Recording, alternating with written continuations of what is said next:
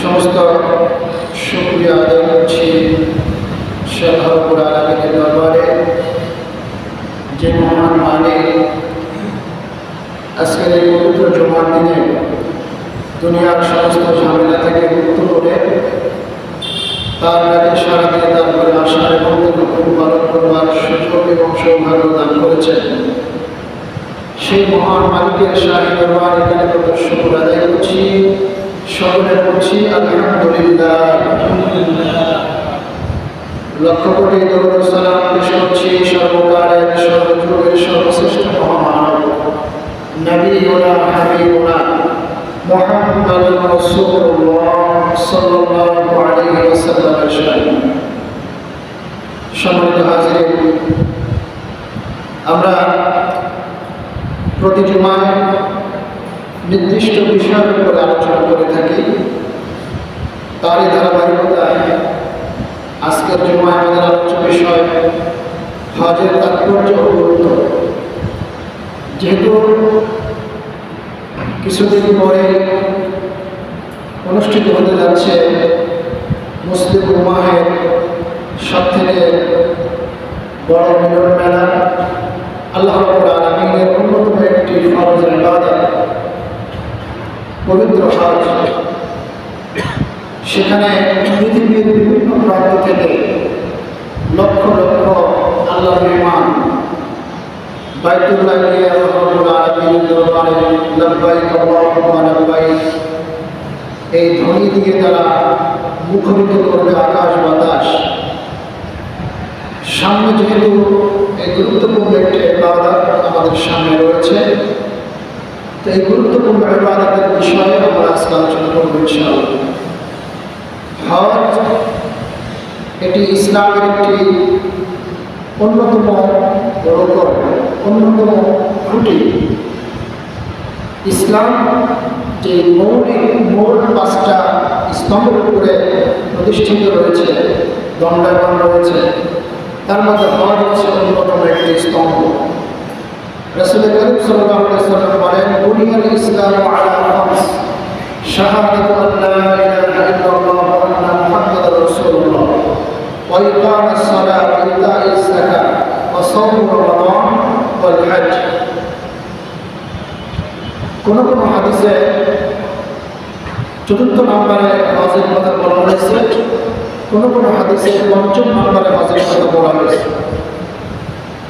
ধারাবাহিকতা সিরিয়াল যেটাই হোক না কেন, হজের ব্যাপারে যে হাদিসগুলো এগুলো সহিহ, এগুলির বর্ণনাগুলো সহিহ। আল্লাহ রাব্বুল আলামিন যে মূল যে পাঁচটি বিধান আল্লাহর পক্ষ থেকে আমাদের উপরে নাযিল করেছেন, আমাদের উপরে আবশ্যক করেছেন। তার মধ্যে যারা ধনী শ্রেণী, এই 5টি মৌলিক স্তম্ভের ভিতরে, মৌলিক ফরজের ভিতরে 3টি হচ্ছে সবার জন্য ফরজ, কালিমা, নামাজ এবং রোজা। বাকি যে 2টা হজ এবং যাকাত, এই 2টা অর্থনৈতিকভাবে এটা সম্পৃক্ত। আল্লাহ বান্দাদের মধ্য থেকে যারা সামর্থ্যবান, যারা আর্থিকভাবে স্বাবলম্বী, অ্যাবিলিটি সম্পন্ন, যারা সাহেবে মাল, তাদের উপরে যেমন যাকাত খরচ করা হয়েছে, ঠিক তেমনিভাবে যে সমস্ত বান্দাগুলি আল্লাহর ঘরে যাওয়ার মতো সামর্থ্যবান হয়েছে, তাদেরকেও আল্লাহ রাব্বুল আলামিন তাদের প্রতি হজকে খরচ করেছে। আল্লাহ তাআলা বলেন, ওয়ালিল্লাহি আলান নাসি হিজ্জুল বাইতি মান ইসতাতাআ ইলাইহি সাবিলা। যেটা আল্লাহ তাআলার একটা অধিকার, মানুষের মধ্যে যারা আল্লাহর ঘরে যাওয়ার মতো সামর্থ্য অর্জন করেছে, সেখানে যাওয়ার মতো আর্থিক অ্যাবিলিটি যাদের হয়েছে, তারা যেন সেখানে সফর করে, তাওয়াফ, বাইতুল্লাহ শরীফ তাওয়াফ করে। এটা আল্লাহর পক্ষ থেকে নির্দেশ। ওয়ামান কাফারা ফাইন্নাল্লাহা গনিয়্যুন আনিল আলামিন। আল্লাহ তাআলা এই আয়াতের শেষ অংশে বলছেন, যদি কেউ এই বিধানকে অস্বীকার করে, এটাকে যদি ইগনোর করে, এটাকে যদি গুরুত্ব না দেয়, তাহলে এটা তার জেনে রাখা দরকার, ফাইন্নাল্লাহা গনিয়্যুন আনিল আলামিন। আল্লাহ তাআলা জগৎসমূহের কারো কাছে আল্লাহ তাআলা মুখাপেক্ষী নন। শুধু এই পৃথিবী না, আল্লাহ রাব্বুল আলামিন তার যত সৃষ্টিকুল রয়েছে, সৃষ্টি জগৎসমূহ যা কিছু রয়েছে, এখানে আল্লাহ তাআলা আলামিন শব্দ ব্যবহার করেছেন। আলম হলো এক বছর, আলামিন হলো বহু বছর। আলম মানে হলো জগৎ, আর আলামিন মানে হলো জগৎসমূহ। তো এই পৃথিবী না, এইরকম আরো যত জগৎ আল্লাহ তাআলা সৃষ্টি করেছেন, এই সমস্ত জগৎ সমূহের ভিতরে যত মাখলুকাত আছে, আল্লাহর যত সৃষ্টি রয়েছে, তারা কেউ যদি আল্লাহকে যদি আল্লাহ বলে একটা ডাক না দেন, তাহলে আল্লাহ রাব্বুল আলামিনের কোনো কিছু যায় আসে। আল্লাহ তাআলা কারো কাছে একটা মুখাপেক্ষী নন যে মানুষ তাকে রব বলে স্বীকার করবে, তাকে আল্লাহ বলে ডাকবে, এর দ্বারা আল্লাহ অনেক বেশি আল্লাহ লাভবান হয়ে যাবে। বিষয়টা এরকম নয়। আল্লাহর বিধান যদি আমরা মানতে পারি, সেটা আমাদের জন্য সৌভাগ্য। যদি আমরা সেটাকে ইগনোর করি, সেটাকে যদি তাচ্ছিল্য করি, সেটাকে যদি গুরুত্ব না দিই, সেটার জন্যও যেটা ফয়সালা হবে, সেটা আমাদের উপরেই আবর্তিত হবে। এটা 2টাই আমাদের জন্য কার্যকর হবে। কল্যাণ হলে সেটা আমাদের জন্য হবে, অকল্যাণ হলে সেটা আমাদের জন্যই হবে। সুতরাং যে ব্যক্তি বুদ্ধিমান, যে ব্যক্তি জ্ঞানী, সে ব্যক্তি কখনো আল্লাহর বিধান ইগনোর করতে পারে না। দেখেন, আল্লাহ রাব্বুল আলামিনের যে অন্যান্য ফরজ ইবাদত রয়েছে, উল্লেখযোগ্য ইবাদতের মধ্যে নামাজ আল্লাহ তাআলা ফরজ করেছেন, রোজা আল্লাহ তাআলা ফরজ করেছেন, যাকাত আল্লাহ তাআলা আমাদের কতিপয় যারা অর্থনীতি সমৃদ্ধশালী মানুষ, তাদের প্রতি আল্লাহ তাআলা ফরজ করেছেন। কিন্তু একটা বিষয় এখানে দেখা যায়, সেটা হলো আমরা নামাজ ফরজ হয়েছে এটা আমরা মানি না, আমরা নামাজ পড়ি। কেউ কম পড়ে, কেউ বেশি পড়ে, কেউ রেগুলার পড়ে, কেউ মাঝে মাঝে পড়ে। কিন্তু নামাজ যে ফরজ, এটা আমাদের আচরণের দ্বারা এটা বোঝা যায়। রোজা ফরজ ইবাদত, এটাকেও আমরা মেনে নিয়েছি। রমাদান মাস আসলে এটা বোঝা যায় যে আমরা এটাকে ফরজ হিসেবে মেনে নিয়েছি। যাকাত এটা আল্লাহর পক্ষ থেকে ফরজ করা হয়েছে যাদের উপরে, তিনারা কম বেশি এটাকে গুরুত্ব দিয়ে যাকাতকে আদায় করেন।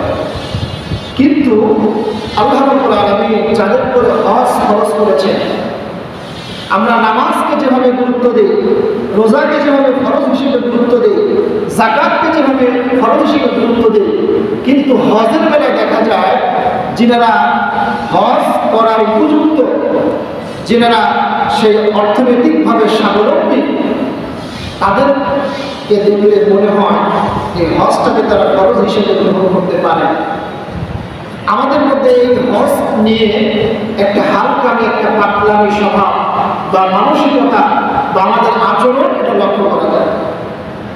তার কারণ হলো হজ যখন মানুষের উপরে সামর্থ্যবানের উপরে ফরজ হয়, রাসূল কারীম সাল্লাল্লাহু আলাইহি ওয়াসাল্লামের নির্দেশনা, তোমার প্রতি যখন হজ ফরজ হবে তুমি সঙ্গে সঙ্গে সেটাকে আদায় করে দিবে।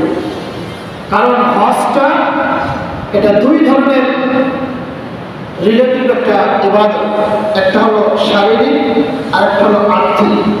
আপনার এই হজ এটাকে সম্পূর্ণ করতে গেলে শারীরিক এবং আর্থিক দুই ধরনের অ্যাবিলিটি আপনাকে থাকতে হবে। কারণ হজ হচ্ছে একটা কষ্টকর ইবাদত। এখানে যেমন টাকা পয়সা খরচ করতে হয়, ঠিক তেমনিভাবে নিজের শারীরিকভাবেও অনেক কষ্ট এখানে স্বীকার করতে হয়। যারা হজে গিয়েছে তারা এটা খুব ভালো জানে যে হজের কিছু কিছু নিয়ম, কিছু কিছু বিষয়, কিছু কিছু কাজ ওখানে আছে যেগুলি কষ্টসাধ্য। তো সেগুলির ক্ষেত্রে যদি একজন সামর্থ্যবান মানুষ না হয়, শারীরিকভাবে যদি একজন সক্ষম মানুষ না হয়, যদি শারীরিকভাবে তিনি অক্ষম হন, তাহলে তার দ্বারা হজের এই আরকানগুলো, হজের এই কাজগুলো সঠিকভাবে আদায় করা সম্ভব হবে না। তাহলে আপনি এত টাকা পয়সা খরচ করে, এত কষ্ট করে আপনি সেখানে গেলে একটা ফরজ ইবাদতের জন্য, কিন্তু সেটা যদি আপনি সঠিকভাবে আদায় করতে না পারেন, সেটার হকগুলো যদি আপনি আদায় করতে না পারেন, তাহলে আপনার এতগুলো টাকা খরচ করাটাই আপনার বৃথা হয়ে যাবে। এজন্য প্রিয় হাজরিন, আল্লাহ রাসূল সাল্লাল্লাহু আলাইহি ওয়াসাল্লাম বলেছেন যে হজ যখন তোমার উপর ফরজ হবে সঙ্গে সঙ্গে তুমি হজ আদায় করবে। এটাকে তুমি অবহেলা করবে না। কারণ এতে কি হতে পারে? আল্লাহ রাসূল সাল্লাল্লাহু আলাইহি ওয়াসাল্লাম এখানে তিনটা কথা বলেছেন।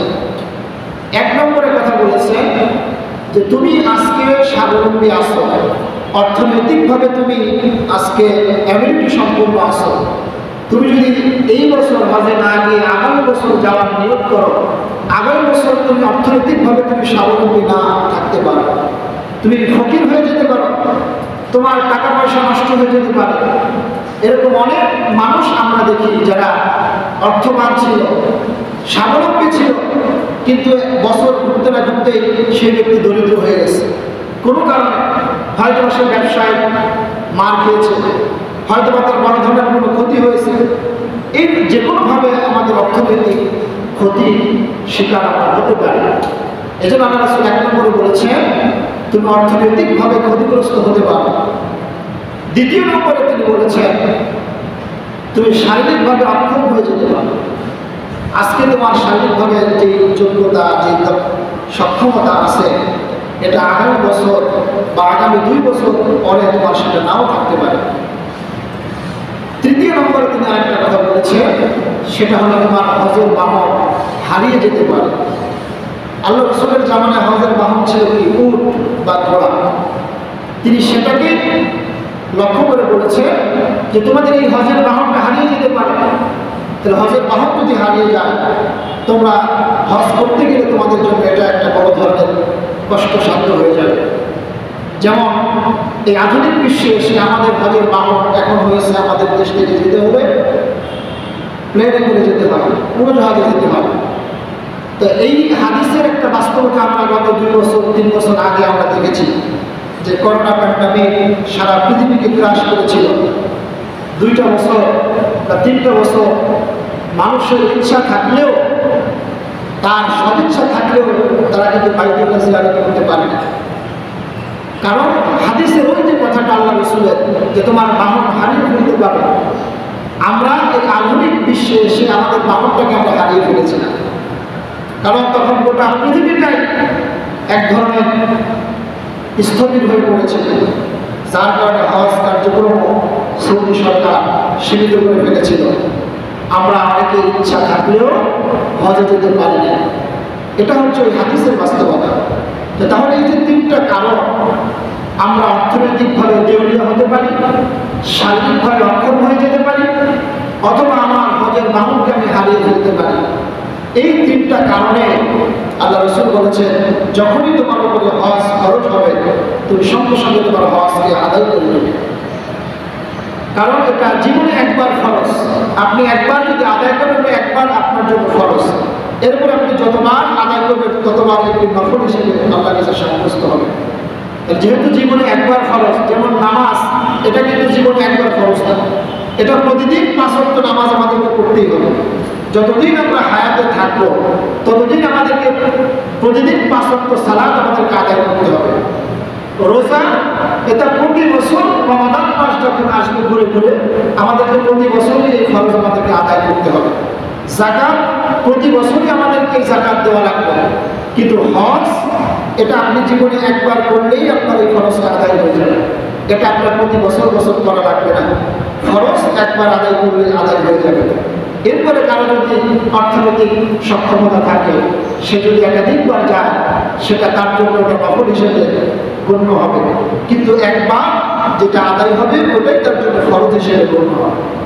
তাহলে এই হজের ব্যাপারে, নামাজের ব্যাপারে আমরা যেমন গুরুত্ব দিয়ে থাকি, হজের ব্যাপারেও আমাদেরকে গুরুত্ব দিতে হবে।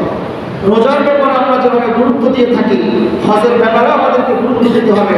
যারা আমরা স্বাবলম্বী হয়েছি, যাদের প্রতি হজ ফরজ হয়ে গিয়েছে, কিন্তু অনেক সামর্থ্যবান ব্যক্তিদেরকে দেখা যায়, অনেকে বলে যে এত তাড়াতাড়ি হজ করে কি হবে, আমার এখনো বয়স অল্প, আরো একটু বয়স হোক, একটু বয়সে একটু ভারত্ব আসুক, হজের একটা সম্মান আছে, মর্যাদা আছে, এটা তো আমাকে ধরে রাখতে হবে, সুতরাং বয়স আরো একটু বাড়ুক, তারপরে হজে যাব।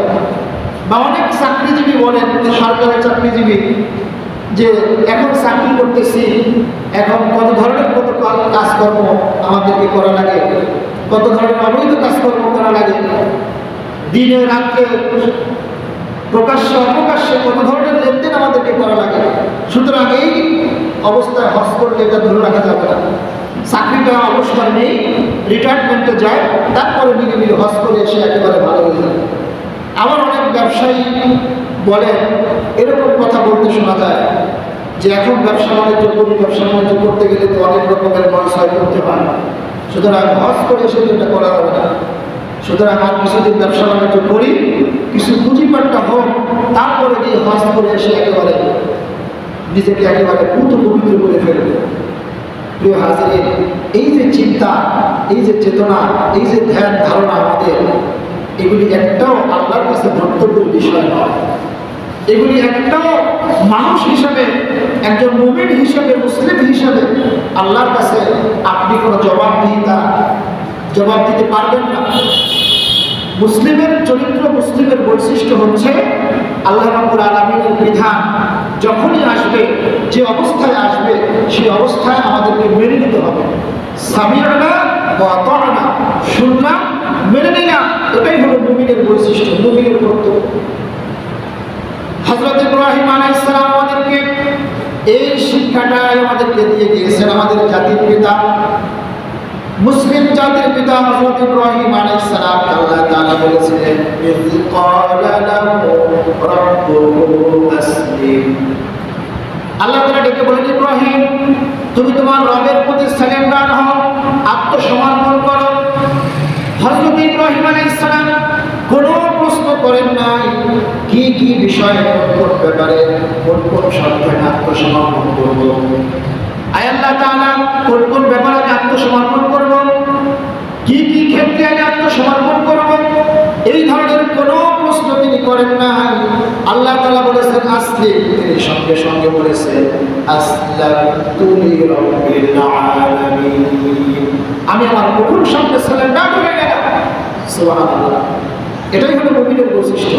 তাহলে আল্লাহর বিধান, আপনি যে নিজেকে মুসলিম দাবি করেছেন, মুসলিম বলে নিজেকে পরিচয় দিচ্ছেন, আপনি এই মুসলমানিত্ব প্রকাশ করবার জন্য, এটাকে প্রমাণ করবার জন্য, ঈমানের দাবি প্রমাণ করার জন্য আল্লাহর বিধান যখন আসবে, যেখানে আসবে, যেভাবে আসবে, সঙ্গে সঙ্গে বিনা দ্বিধায়, নির্দ্বিধায়, নিশ্চিন্ত মনে, সংশয়হীনভাবে, দ্বিধাহীন চিন্তে সেটাকে মেনে নিতে হবে। প্রিয় হাজির, মদিনায় যখন মদ নিষিদ্ধের আয়াত নাজিল হলো, মদ নিষিদ্ধের আয়াত নাজিল হওয়ার আগে রাসূলের সাহাবীরা অনেকে মদ পান করতেন, অনেকের ঘরে মদ ছিল, শরাব ছিল।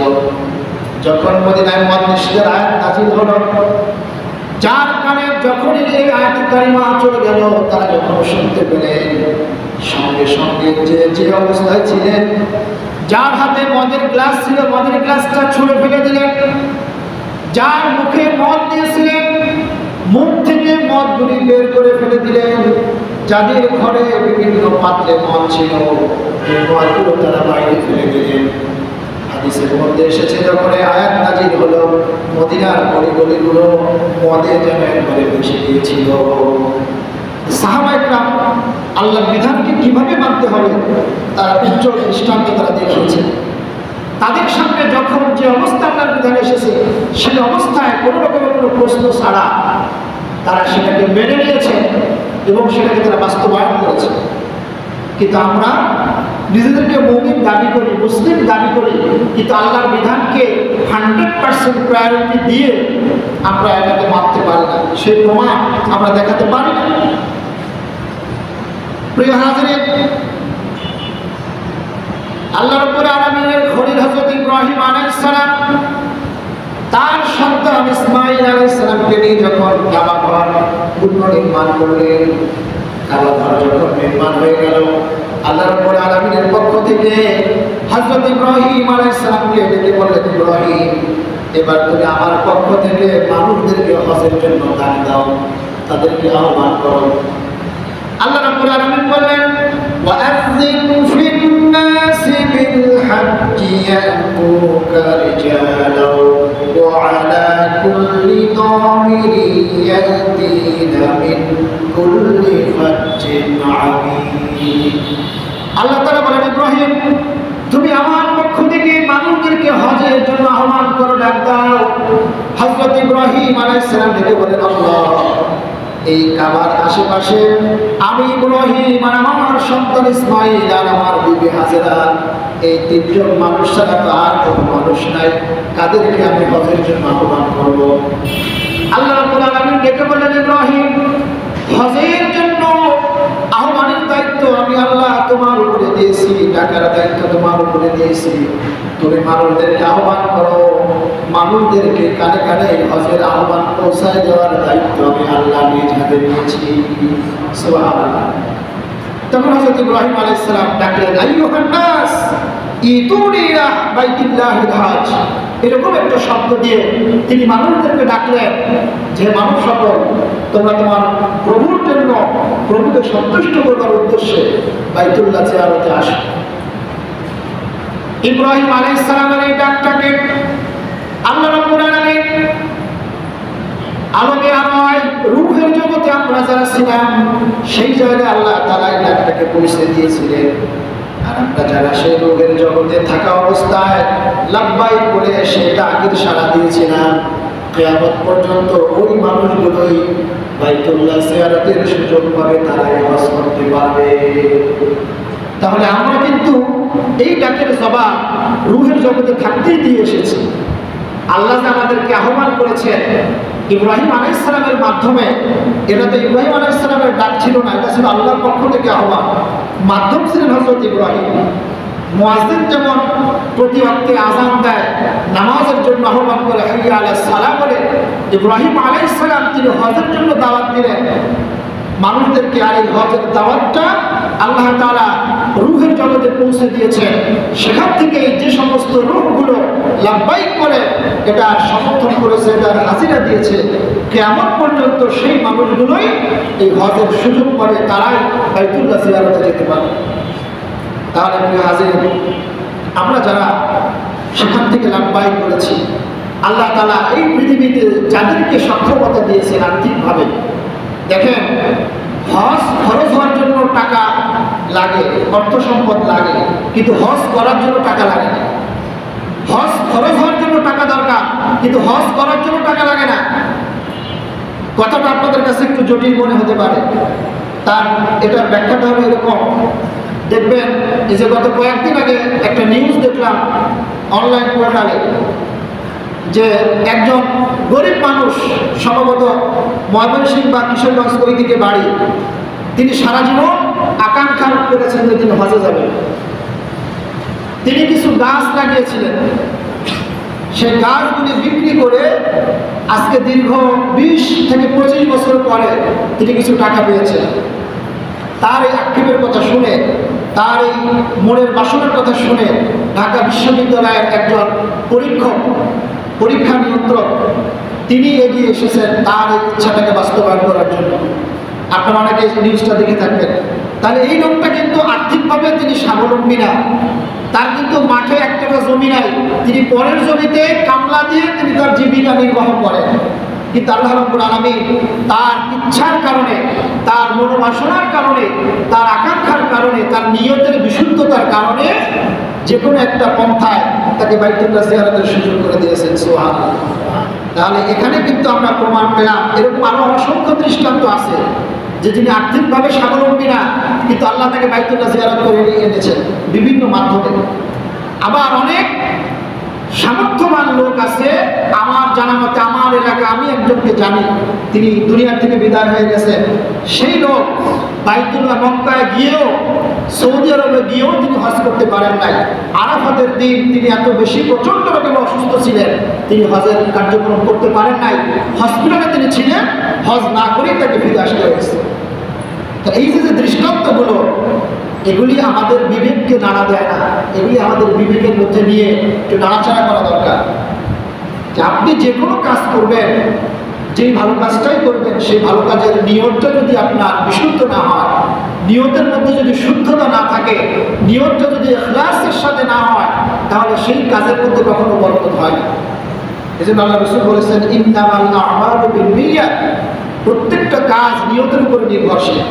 আপনার নিয়তটা যেমন হবে, আপনার কাজটাও ঠিক ওই দিকেই পরিগণিত হবে। সুতরাং প্রিয় হাজিরিন, যারা চিন্তা করছেন যে এত তাড়াতাড়ি হজ করে কি করব, দুনিয়ার আরো অনেক ঝামেলা আছে, ওগুলি মিটাই। কেউ কেউ বলে ছেলে বড় হয়েছে, মেয়ে বিয়ে শাদীর বয়স হয়ে গিয়েছে, এদেরকে বিবাহ শাদী দিয়ে তারপরে যে হজ করে আসবে, এরকম চিন্তায় অনেক লোক আছে। কিন্তু প্রিয় হাজিরিন, আমি এর আগে যে হাদিসটা আপনাদেরকে শোনালাম, যে আপনি আজকে সামর্থ্যবান আছেন, আজকে আপনি হজের জন্য উপযুক্ত হয়েছেন, আগামী বছর এই অর্থনৈতিক অ্যাবিলিটি আপনার থাকবে কিনা, শারীরিক সক্ষমতা আপনার থাকবে কিনা, এটা আমরা কেউ বলতে পারবো না। বা আমরা দুনিয়ায় থাকবো কিনা এটাও আমরা বলতে পারবো না।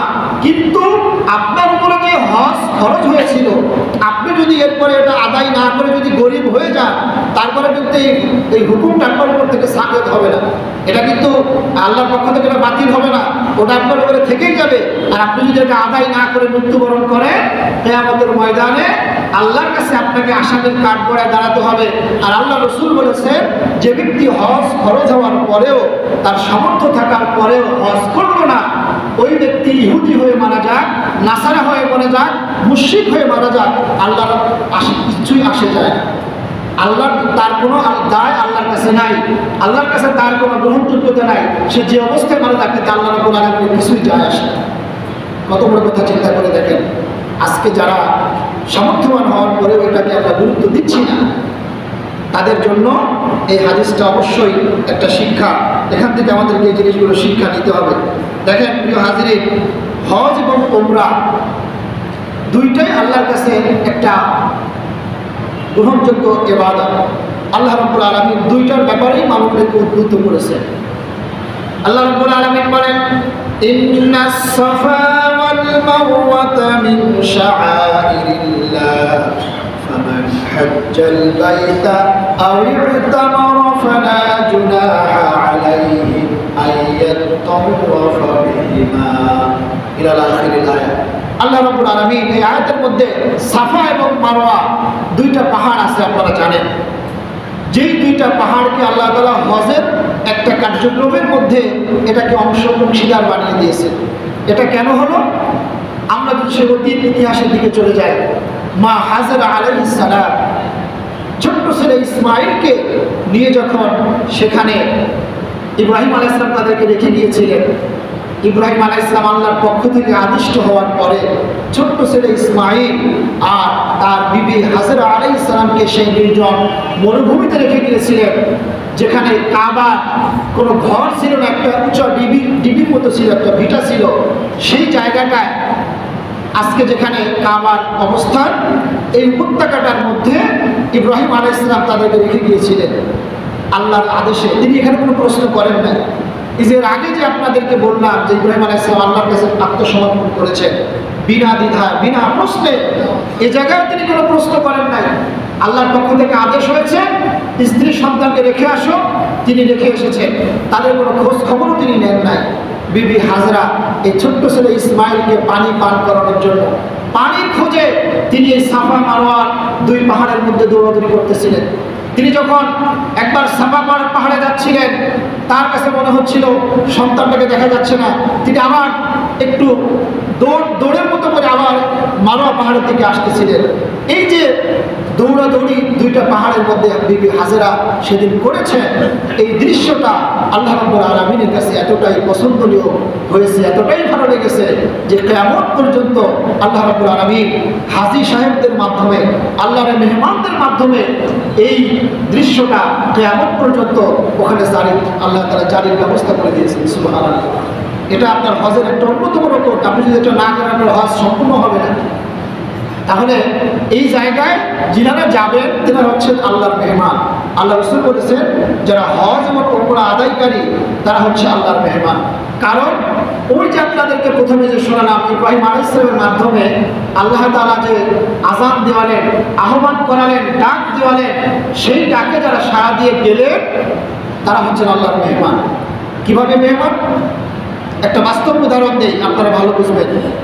আপনি যদি কাউকে দাওয়াত করেন, আপনি আপনার কোনো বন্ধু বা আপনার কোনো নিকটজনকে বললেন যে আগামী শুক্রবার আমার বাসায় তোমার দাওয়াত, তাহলে ওই লোকটা যদি শুক্রবার পরবর্তী শুক্রবার আপনার বাড়িতে যায়, তাহলে সে কি আপনার মেহমান হিসেবে সাব্যস্ত হবে না? হবে কি না?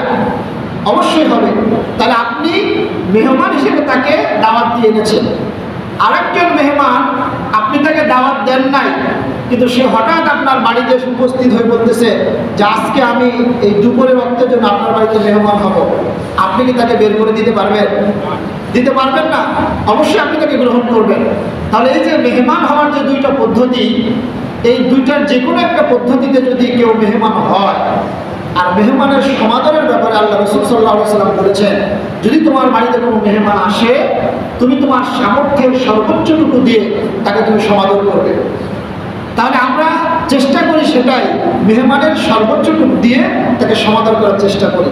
এখন একজন মেহমান আমাদের বাড়িতে যদি আসে, সে যদি আমাদের কাছে এক গ্লাস পানি চায়, আমরা কি তাকে পানি পান করাই না? অবশ্যই করাই।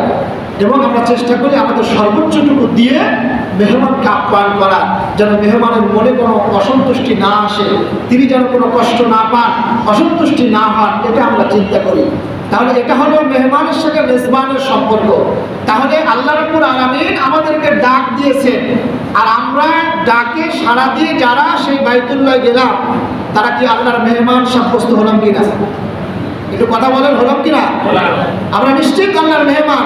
যিনারা সেখানে উপস্থিত হয়েছেন প্রত্যেকটা বান্দাবান্দি আল্লাহর মেহমান।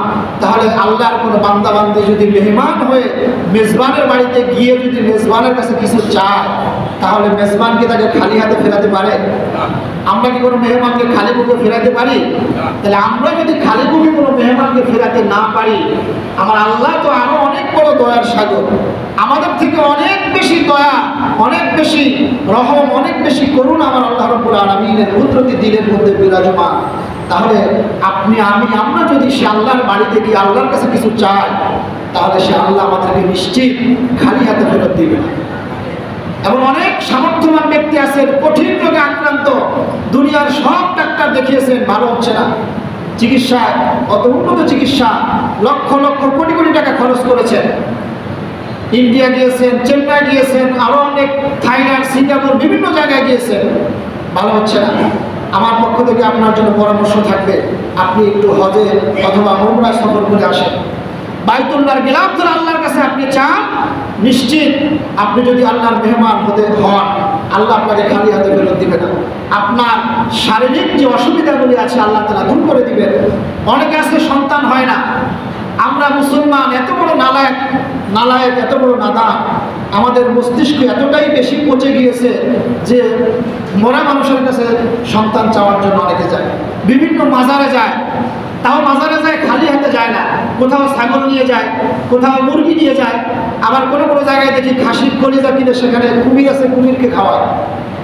এই যে যাদের নাম বিক্রি করে বিভিন্ন মাজার আজকে বাংলাদেশে পরিচালিত হচ্ছে, কিছু কিছু হক্কানি আল্লাহর ওলিদের নাম ব্যবহার করে যে কারসাজিগুলো করা হচ্ছে, কাল কিয়ামতের ময়দানে ওখানে যারা ঘুমিয়ে আছে এই মানুষগুলো কিয়ামতের ময়দানে এদেরকে আসামির কাঠগড়ায় দাঁড় করাবে। একজন আল্লাহর ওলিও বলে যায় না যে আমার কবরকে তোমরা মাজার করো। আল্লাহ রাসূল সাল্লাল্লাহু আলাইহি ওয়াসাল্লাম বলেছেন, তোমরা যেখানে মাজার দেখতে পাবে মাজারগুলি ভেঙে গুড়িয়ে দিবে, কারণ মাজার এটা মুসলমানের কোনো ইবাদতের জায়গা নয়। একজন মানুষের কবর, সে যত বড় আল্লাহর ওলি হোক না কেন, যত বড় ভালো মানুষ হোক না কেন, সে তার বুজুর্গি তার নিজের জন্য, তার নেক আমল তার নিজের জন্য আল্লাহর কাছে কাজে লাগবে, তার নিজের কল্যাণের জন্য কাজে লাগবে। একজন কবরে শোয়া মানুষ সে কখনো পৃথিবীতে জীবিত কোনো মানুষের কোনো ভালো মন্দ করার ক্ষমতা রাখে না। এটা যদি আপনি বিশ্বাস না করেন, এই বিশ্বাস যদি আপনার না থাকে, আপনার ঈমান নিয়ে প্রশ্ন আছে। আপনার ঈমান এখন পরিপূর্ণ হয় নাই। ঈমান পরিপূর্ণ করতে হলে এই বিশ্বাস আমাদেরকে রাখতে হবে। তাহলে প্রিয় ভাইরা, আমাদের যাদের সামর্থ্য আছে, যাদের সন্তানাদি হয় না, বিভিন্ন জায়গায় গিয়েছেন, বিভিন্ন মাজারে গিয়েছেন, অনেক কবিরাজের ওষুধ খেয়েছেন, অনেক তদবির এনেছেন, তারপর কাজ হচ্ছে না। যদি সামর্থ্য থাকে, স্ত্রীকে নিয়ে আপনি চলে যান, হজ অথবা উমরায় চলে যান, সেখানে গিয়ে একনিষ্ঠভাবে তাহাজ্জুদের নামাজ পড়ে সিজদায় পড়ে আল্লাহর কাছে চান, আল্লাহ রাব্বুল আলামিন অবশ্যই আপনার ডাক শুনবেন। আরেকটা কথা আমি বলি, সেটা হলো আমাদের দেশে অনেক ধনী শ্রেণীর লোকেরা আছে, বিবাহ করার পরে হানিমুনে বিভিন্ন জায়গায় যায়, থাইল্যান্ডে যায়, মালদ্বীপে যায়, সিঙ্গাপুরে যায়, এরপরে যারা কেউ কেউ আছে দেশের মধ্যে কক্সবাজারে যায়, বিভিন্ন জায়গায় যায় হানিমুন করার জন্য। আপনারা শুনলে আশ্চর্য হবেন, একটি মুসলিম দেশ ইন্দোনেশিয়া, নাম শুনেছেন না? সে দেশের একটা নিয়ম আছে, বিবাহ করার সময় বরকে একটা শর্ত দেওয়া হয় যে বিয়ের পরে স্ত্রীকে নিয়ে হানিমুনে যেতে হবে বাইতুল্লাহ, উমরা করার জন্য হানিমুন করতে হবে। এটা তাদের বিবাহের একটা শর্ত থাকে। যারা সামর্থ্যবান তারা বিয়ে করার পরে স্ত্রীকে নিয়ে হানিমুনে চলে যায় উমরা করার জন্য। কত সুন্দর একটা পদ্ধতি। আমরা যদি এটা করতে পারতাম তাহলে আমাদের ঘরটা একটা জান্নাতি পরিবেশ তৈরি হতো। আপনার হানিমুন আজকে যারা ধনী শ্রেণী তারা হানিমুন করে এমন এমন জায়গায় যায় যেখানে দিন দুনিয়া কোনো কিছু ঠিক থাকে না, দিনের তো কোনো বালাই থাকে না, দুনিয়ার কোনো কিছু ঠিক থাকে না। এমন এমন নিকৃষ্ট নিকৃষ্ট জায়গা, এমন এমন খারাপ জায়গা আছে যেখানে গেলে ঈমান আমল কোনো কিছু ঠিক রাখার কোনো সুযোগ নাই। তাহলে প্রিয় ভাইরা, আমরা যারা হজের সামর্থ্যবান আছি, আমরা হজ নিয়ে যেন কোনো হালকাভাবে এটাকে না নেই। যাদের সামর্থ্যবান হয়েছি তারা দ্রুতই আমরা যেন এই ইবাদতটা সম্পূর্ণ করতে পারি। যদি এটা করতে পারি, হজের মাধ্যমে দুইটা উপকার, মৌলিকভাবে দুইটা উপকার হবে। এক হলো আল্লাহ তাআলা, আল্লাহ রাসূল বলেছেন, তাদের কখনো দরিদ্রতা তাদেরকে গ্রাস করতে পারবে না, দরিদ্রতা কখনো তার জীবনে আসবে না। আর দ্বিতীয় নম্বরে হলো, সে যদি হজটাকে সুন্দরভাবে সুচারুরূপে যদি সম্পন্ন করে আসতে পারে, তাহলে যেমন সে দুনিয়ায় যেদিন ভূমিষ্ঠ করেছিল মায়ের কোলে, সে যেমন নিষ্পাপ ছিল, আল্লাহ রাব্বুল আলামিন বলে ওই বান্দাকে আমি ঠিক সেইভাবে নিষ্পাপ করে তার দুনিয়া থেকে পৌঁছে দিই। সুবহানাল্লাহ। প্রিয় হাজিরিন, একটা জিনিস মনে রাখবেন, যেই ইবাদতে যত বেশি কষ্ট, সেই ইবাদতে তত বেশি সওয়াব। আর এই হজের সওয়াব, এটা এত কষ্টকর একটা ইবাদত, আর আল্লাহর কাছে সব থেকে বড় বিনিময় হলো জান্নাত।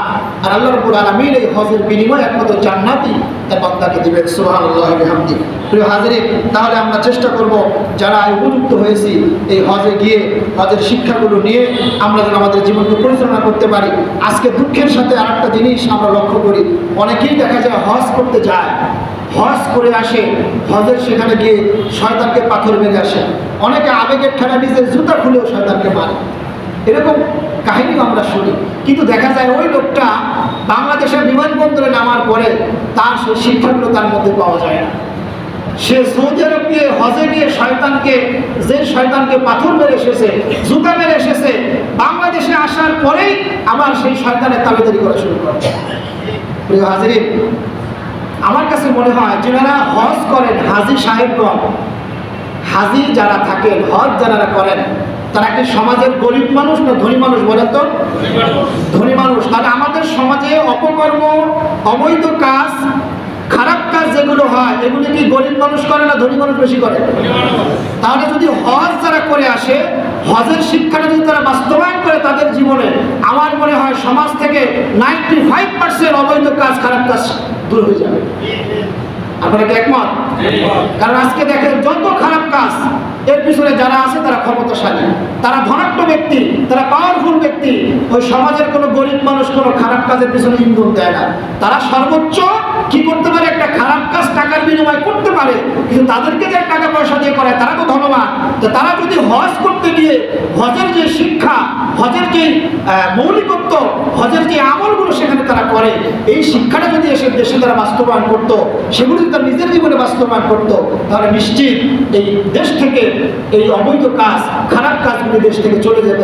আল্লাহ রাব্বুল আলামিনের কাছে আমরা তাওফিক কামনা করি, যারা এই কাজগুলো করবেন, যারা ওই পর্যায়ে আছেন, আল্লাহ তাআলা তাদেরকে এই হজের শিক্ষাটা বাস্তবে আমল করার তৌফিক দিন। সকলে বলে আমিন। যাদের মনে বাইতুল্লাহ জিয়ারতের আকাঙ্ক্ষা আছে, আল্লাহ রাব্বুল আলামিন তাদেরকে যেন বাইতুল্লাহ জিয়ারত করার তৌফিক দেন। সকলে বলে আমিন।